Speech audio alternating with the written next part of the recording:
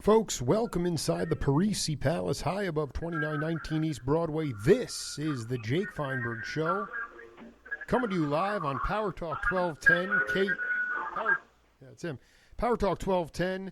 We are full on extraterrestrial radio, streaming worldwide, and we are so happy you could make us part of the program today. Without further ado, I wanted to bring back a friend of the program, a guy who continues to inspire. Coming off the latest iteration, Santana 40 album, gushing with all sorts of enthusiasm and fire. Michael Carabello, welcome back to the Jake Feinberg Show. What's up, Jake? Yep, there you go. How you doing, man? Good, man. You're late. Yeah, I know. We were working out some technical difficulties. My engineer was working feverishly to do it, so I'm kidding. It's good to have you, man. I'm sitting here. You know, the last time I talked to you, you were talking about you did a Hugh Masekela interview.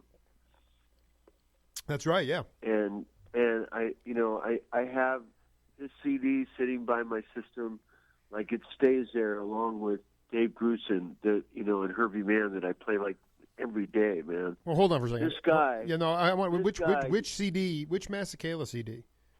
This is the musical journey of Hugh Masekela. Wow. But this was, I guess, most of his hits or whatever, but there was another one, The Emancipation or something like that was out years ago. But, man, you hear this stuff, and I got to tell you, man, he was such an influence to Santana. Him and Cal Jader, that whole sound. Well, no, it's amazing. Well, no, and then also, what Grusin Herbie Mann album are you talking about? Herbie Mann at the Village Gate. Grusin's on piano? No. I say there's a CD I listen to, Dave Grusin. It's called Migration that I listen to like every day. Oh, that's so. I know the Village Gate one. There's I want to say Potatoes on that, maybe. Yeah. Possibly even Chief Bay. I think. I don't even know. Somebody's on. Yeah, man. There's some great stuff. I mean, God, this is the stuff. We just listen to Afro Blues on here, Soul Sauce. What Chihuahua, that kind of stuff. It's just, but this Hugh Masekela thing. I mean, God, man, put this on a Saturday or Sunday morning, and people didn't even know what it was. Well, and it was so. I mean, that's the Emancipation of Hugh, and then the albums he did on Blue Thumb, like I Am Not Afraid, and Headzilla Sounds, where he went down and recorded with Fela Kuti. Though, I mean, that is pulsating rhythmic stuff, and I tried to really go there with him, and he went.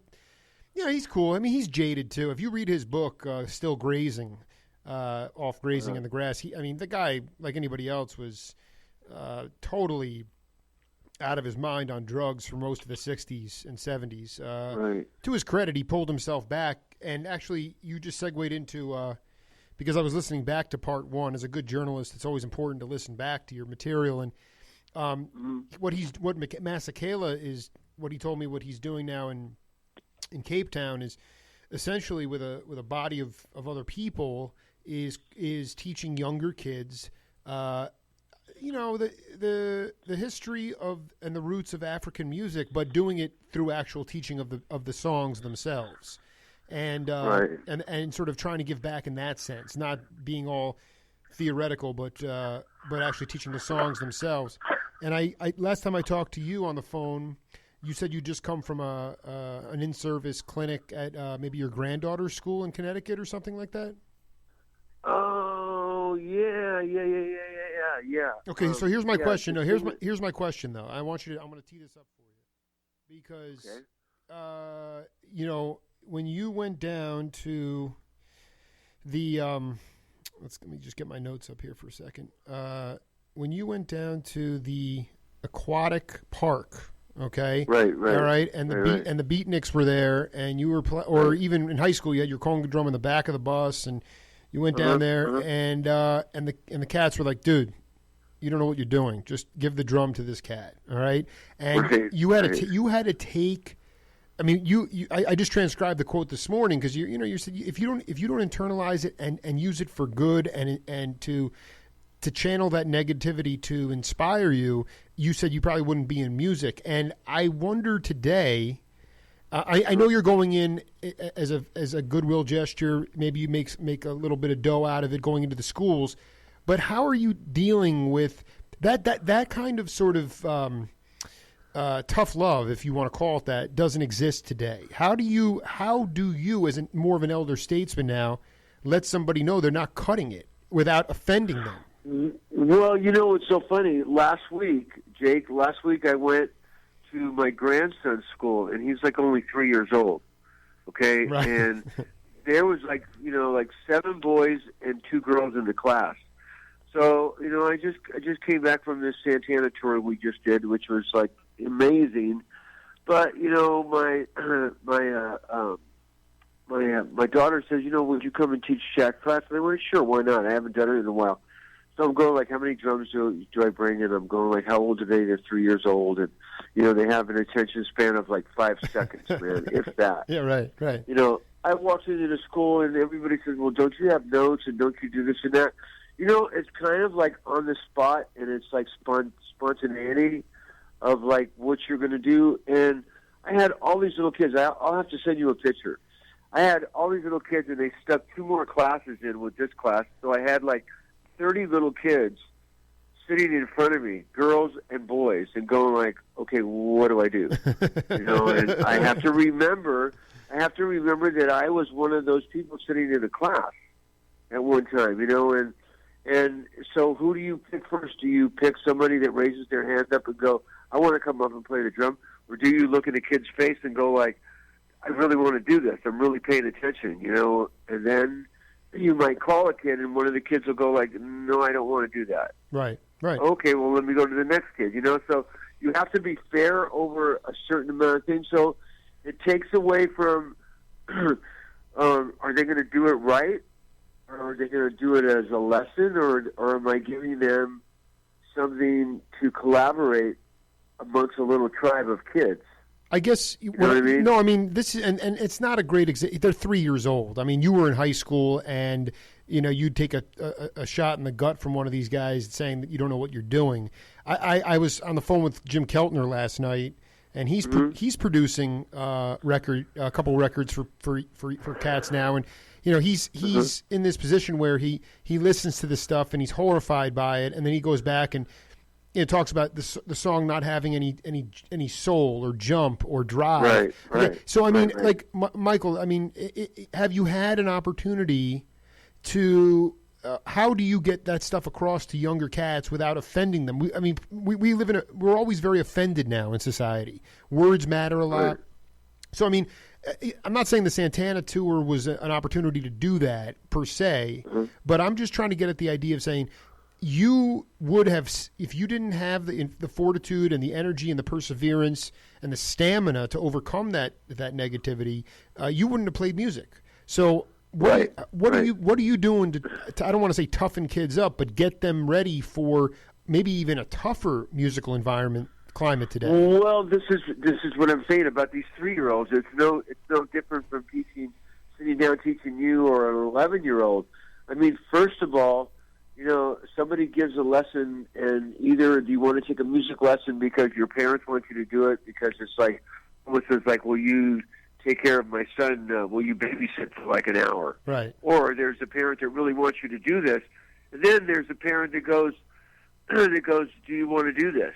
Do you get the support of that? But once you take the lesson and you can't understand it, do you say like, parent, mom or dad, I don't get this. I'm having a hard time with this, And do you ask them, well, what are you having a hard time about?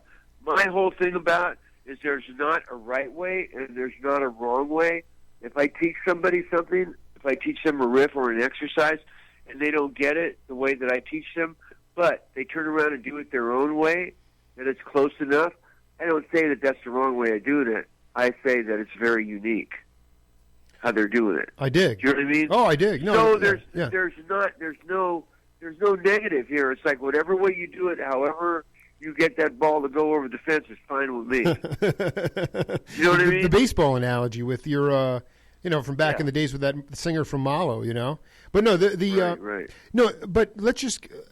I really wanted to ask you about if I remember correctly, you went to actually record an album at the House of Blues in Vegas last year? And I'm not talking about was that the album that came out this year?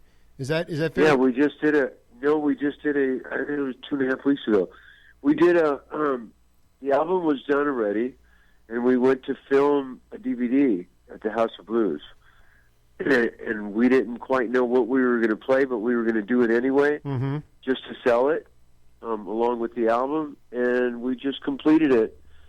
And over the past weekend, I've been listening to it and looking at the shots. And Carlos and Benny are in the studio, and Jim Wrightsville are in the studio fixing some of the sounds and turn this up, turn this down.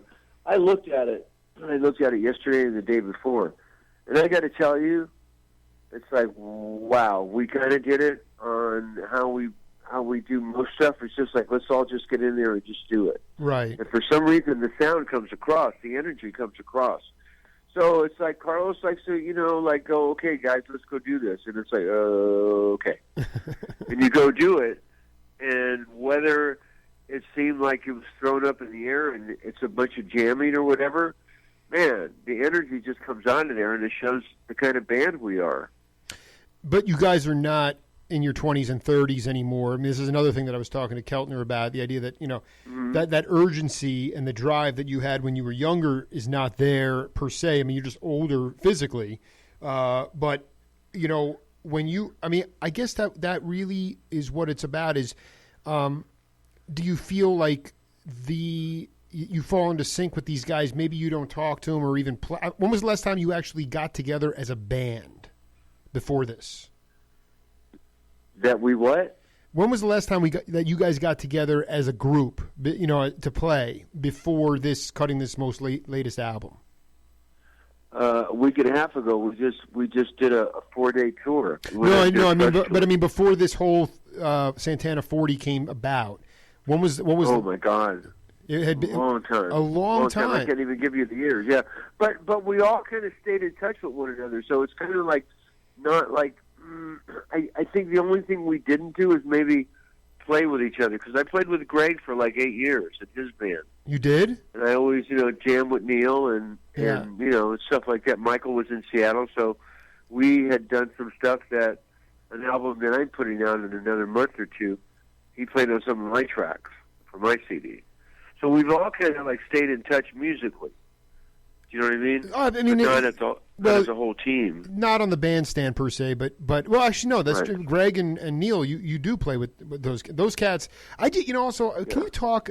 Very, Michael, you're a streetwise cat from San Francisco, from the Mission District. Always surrounded by music. Neil Schoen was like 17 when he joined Santana. Greg 15. Okay, Greg sauntered into the band. You were in the blues band. Okay, you were in the original group. And how do you keep? Do you feel like that you enjoy keeping some of these guys in check? Not per se the guys I mentioned, but anybody whose ego gets too elevated. How do you deal with them? You just kind of let them crash and burn by themselves, because I've done it myself. Right. It's like, you look at old pictures and you go like, what am I wearing that headband for? Are you serious, man? As looking at yourself, but then right. you listen to some stuff like of the music that you were playing back then, and it doesn't quite describe what you look like. Right. You know what I mean, in pictures and stuff.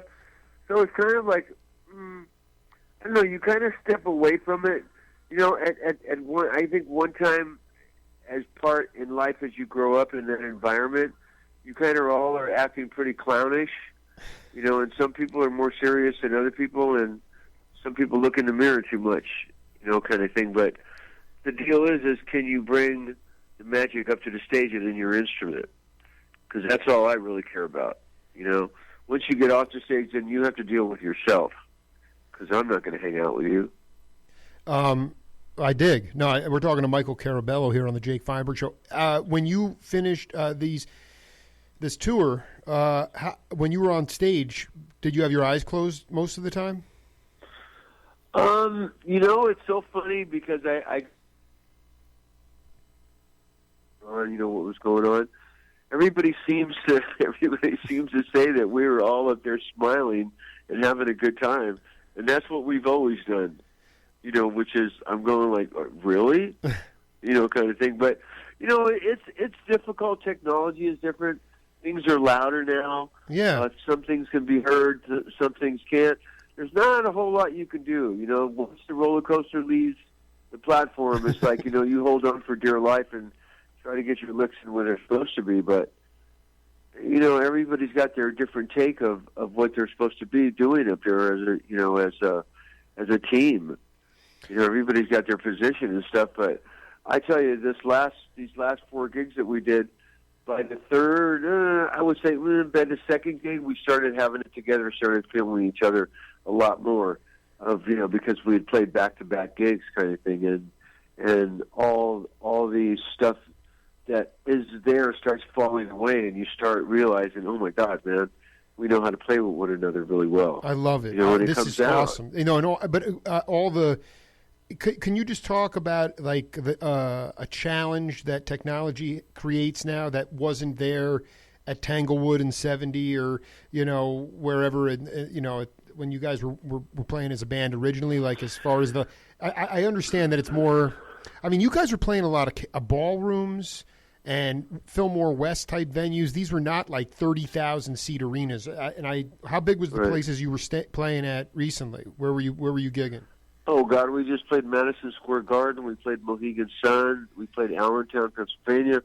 I mean, we were playing in hockey arenas. Well, that's kind of cool, actually. I mean, those barns are kind of cool. Plus, the congas are always. It's interesting to get that sound. I guess the reason I asked about the eyes closing is because you were talking. I was asking you about the magic, the mysticism, and out of body experiences, and you were like, "Dude, if I had that, I would lose rhythm. I would lose time. I can't do that. Exactly. Exactly. But Jake, it's funny that you're saying that. Not to interrupt you. Go ahead.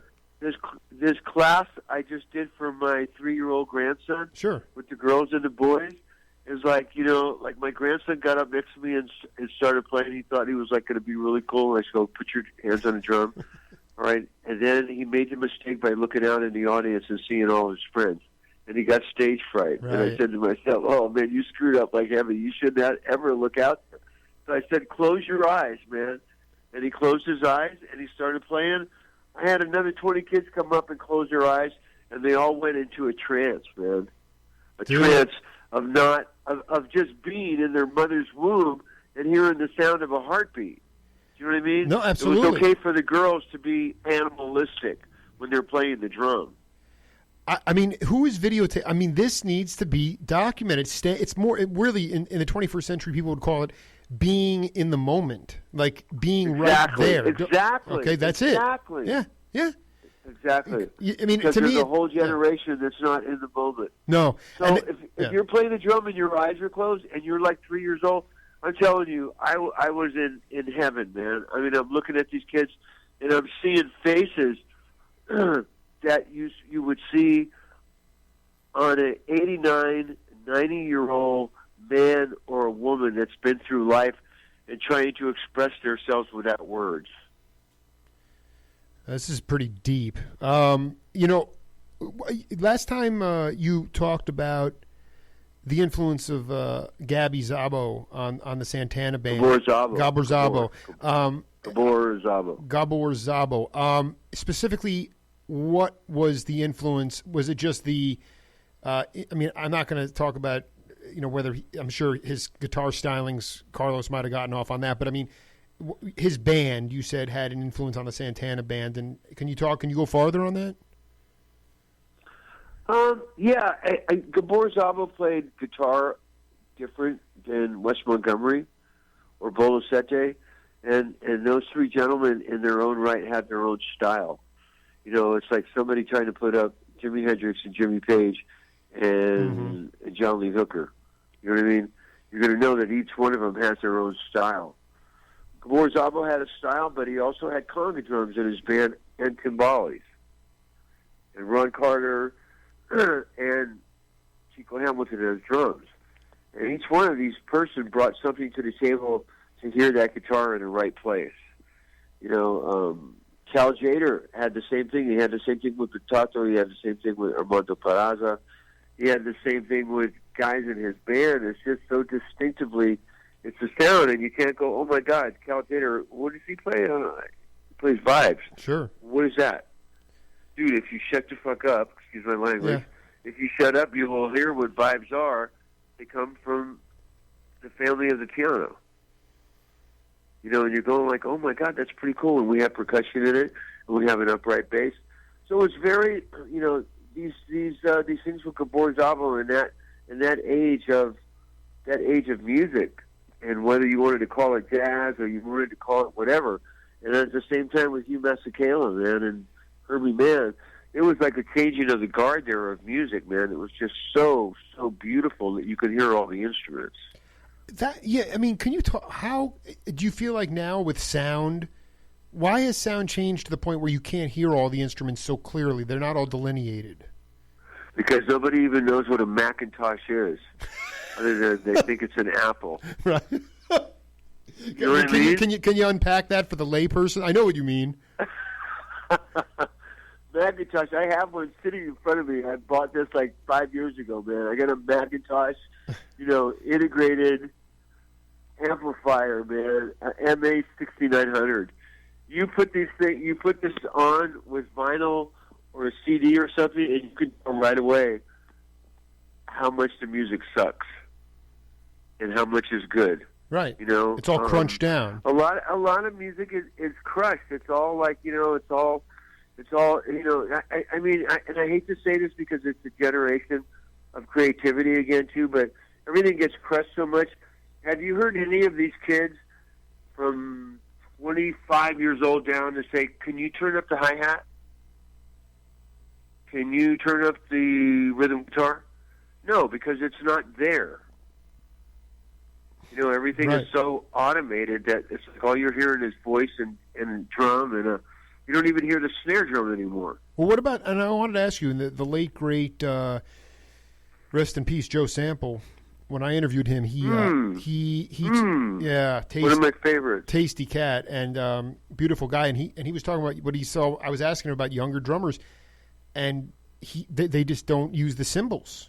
They don't use there's no cymbal work anymore. Yeah. But I mean, within the band, I mean, once you guys got cooking on this tour, second night you said you kind of locked in. Was it still hard to hear as opposed to when you guys were a band before? I mean, was it harder to hear because? Oh, absolutely. I mean, everything is turned up. I mean, I'm dealing with, on my side of the stage, I'm dealing with a bass. And I'm dealing with a B3 organ that's got so much wattage against an acoustic instrument like I have. And some nights I have Neil Sean in front of me, you know, and are you going to hear the drums? Are you going to hear the timbales? So you rely on things called in-ears and you rely on monitors, you know. But everything is so freaking loud, man, that you more or less have to rely on your bandmate. You have to rely on somebody up there playing. Can you give an example? I listen a lot to Carl Peraza with the cowbell and stuff, and Michael Shreve, and Benny, the bass player. I don't even hear Neil, Greg, and Carlos.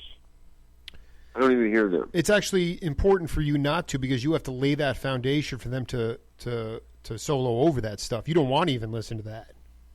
No, because and you're absolutely right. It'll even the thing. I don't care what they're playing. I just know that I can rely on it, that it's going to be beautiful and it's in the right place. You know, that's what backup is. I mean, you know, us as the rhythm section, including the bass, with Benny and Carl and myself and Michael Shreves, we have to lay the foundation down, and the foundation cannot like slip off the wave at any time. You know what I mean? Oh, I mean, I also think it's a testament. Well, it's a longevity thing. I mean, you guys have all had your ups and downs, but you're still alive. I mean, you're still keeping time on planet Earth, and a lot of the bands from your generation have lost guys, and they play in different amalgamations. But it's not the same thing as that, having all that human interaction on stage. But I wanted you to talk to the audience about in what you try to bring as far as I know Carlos is the leader of the band, but what are your concepts of leadership? Especially, you have so many grandkids, and this to me, you are just such an important cog in the machine in order to move music.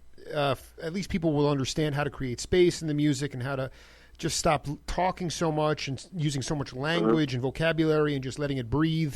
So on the bandstand, for younger cats, when your granddaughter and son, come of age, I mean, what are the qualities on the bandstand of leadership that are essential in Michael Carabello's mind? I think, I think, and thank you for asking that, because that's such an important question. And I'm going to take this back, and I'm going to take it back to the American Indian. Okay, a good chief knows how to be one of the Indians. That's right.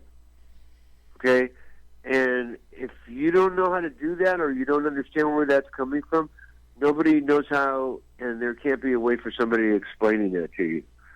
And then again, it goes back to me with the sportsman stuff. It's like, okay, there's a captain, but which one is he? Is he the shortstop, or is he the catcher, or is he the pitcher? It doesn't matter. We have to be a team out there. Somebody's playing first base, and somebody's playing third, and somebody's pitching, and somebody's doing this and that. And you don't rely on one person. You rely on, if that ball gets hit, it's going somewhere, and you better make the out. I mean, is it as simple as you hear about some of the great leaders who happen to be the best players on the team? They're the first one in the building, and then they're the last one to leave. I mean, can you give an example of Carlos being the Indian chief and also being part of the tribe? I think Carlos has had a lot of experience with knowing how to be a sideman and knowing how to be a leader, and we all kind of learned this all together. And either you acknowledge it or you get in the way of yourself and somebody else. At some point, I'm sure. I mean, you want to look at the Golden State Warriors, man. I mean, how many times do you think somebody wants to pass the ball to Curry because he's going to make it? Right. It's not about just him. There's a whole bunch of other guys on that team that can do the same thing. Well, I guess more. I mean. Yeah, and I think the cool thing about it is when you have a selfless mentality, even if you have superstars on the team, it's going to actually, the product is going to be that much more elevated and that much more beautiful. Honestly, give me the high point of this recent tour, and maybe a point of frustration that you are still trying to work out. Frustration. I don't know about frustration. I think I don't even know what that means anymore. I mean, we just accomplished something that's unheard of, and I mean, here we are. It took us almost 5 years to do this CD and this album, man, and here we are. We're on we're number 2 on the rock charts, man. I mean, how does that happen? 45 years later, that you put that together, and we've been out there, and there's 16 songs on this CD, and I've heard from everybody. Everybody likes a certain song. Nobody likes, well, this is cool. I like this one. I like this one and that. I think part of the magic of this team was that we have a little bit of something for everybody. There's a song on there called Fillmore East on there that it's so kind of Grateful Dead-ish, but it's the Fillmore back in the days, if these walls could speak. We just threw that up against her, and we're like, let's just go for this and let's just do it. We're getting so many people that love that, and then there's other songs on there that people love. So, we've accomplished the same thing that we've always accomplished. It's not like, let's try to make a hit record, you guys. Let's just go do something that we like hearing ourselves and throw it out there. And if it's accepted, it's accepted. I dig. You start looking at it as a marketing thing. We never looked at it that way. This is what happened to Journey and Carlos later on, and a few of us walked away from all that. But, It's like, how can you make this masterpiece, and how can you repeat time again? You know, we are constantly living in the past, and we don't even realize it. You know, you live in I really right appreciate. now. No, I really Pay appreciate you saying attention. that. Yeah. Yeah. We have a game. You know, we can talk about the Carlos Santana band and Santana 40, but this particular segment of the Jake Feinberg Show is devoted to Michael Carabello, and we have a game on this program called Name That Tune. Okay, last time was Name That Voice. Now it's Name That Tune. So we're going to put this tune in now, and then we'll come back and break it down. Okay? All right.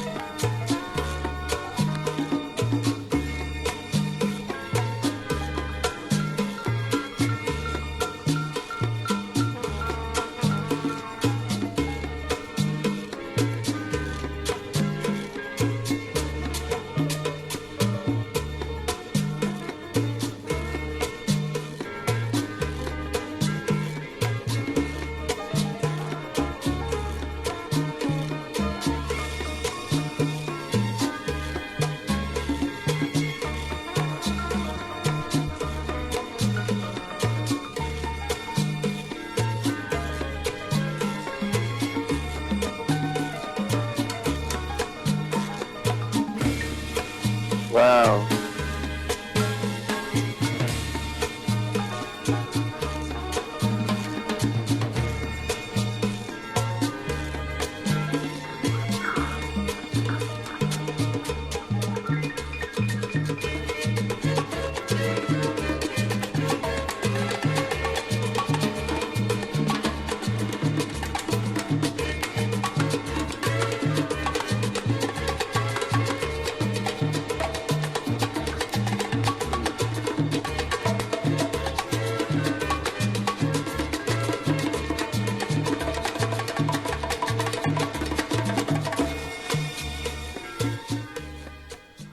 Music on the Jake Feinberg Show brought to you by the Circle Tree Ranch, the Stereo Hospital, Abbott Taylor Jewelers, and the Jewish Community Center of Southern Arizona. And we thank them for their support. All right, buddy, what do you got for us?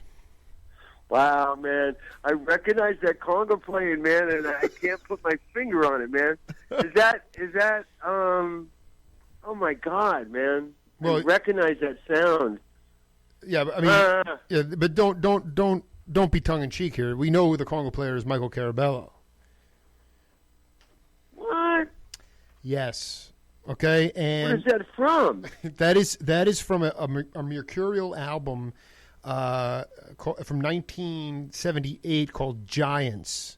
That's a tune that you co-wrote with Chapito. I mean, it's a Pancho Villa on the Giants. Pancho Villa, yeah, Pancho Villa, and that's you playing congas. Wow. Yeah, man. I mean, wow, that's amazing. I'm not playing. Listen, I'm not that. playing you music of other people, man. Come on. Wow, you know what? I never made any money off of that. That's pretty amazing. That I kind of got screwed on that tune. Yeah, well, I mean, you have two tunes on there that are things that. Pancho Villa's one of them, and there's another. What's the other one? No, it's called. I just was playing it. I wasn't too thrilled with it actually, but this one was a lot hotter. But the name of it was. I'll have to dig it up later. But Michael, just can you talk about your state of mind and where you're at right now as far as this tour has completed. I talked to Neil No Neck Shown the other. Actually, I emailed him, and he's on tour with Journey from May through September. I want to know about Carabello. Give me a little bit of what's going on with Carabello.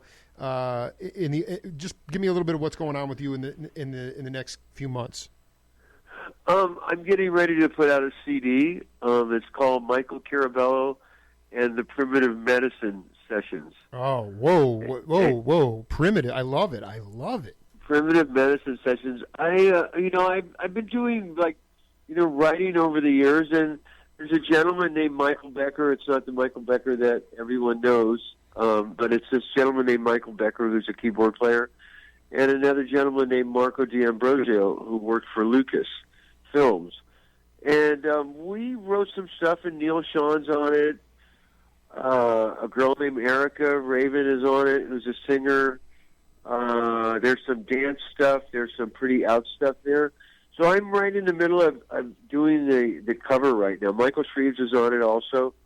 Paul Pesco's on it, who was at Daryl's house. He was the guitar player on it.